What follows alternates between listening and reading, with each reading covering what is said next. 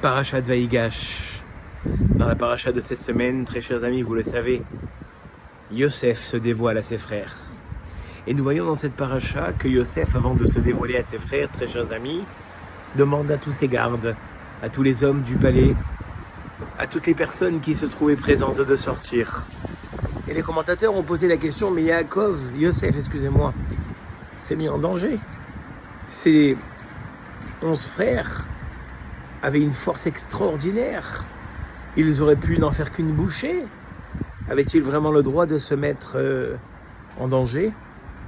Et de là, les Chachamim nous disent, Yosef ne voulait pas faire honte en public à ses frères, de leur dire finalement, vous m'avez pas cru lors de mes rêves, vous m'avez pas cru lors de mes interprétations, en voilà le résultat, il n'en est rien.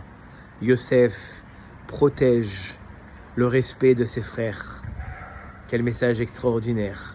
Si des fois dans la vie de tous les jours, il y a des fois où on aurait envie de profiter de ces occasions pour abaisser quelqu'un, lors d'un repas de famille, lors d'une réunion entre amis, de dire tiens maintenant je vais lui faire la honte, je protège mon ami.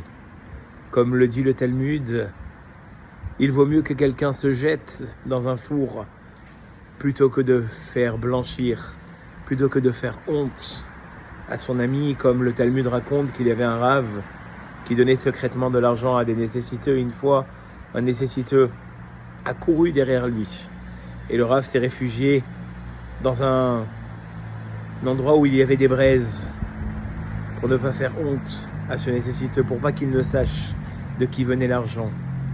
Voilà Yosef, le message de cette semaine. Ne fais pas honte à qui que ce soit, même si tu mets ta vie en danger. Alors nous, on ne nous demande pas de mettre notre vie en danger, mais on nous demande cette vigilance, de ne profiter de aucune occasion pour pouvoir faire honte à quelqu'un.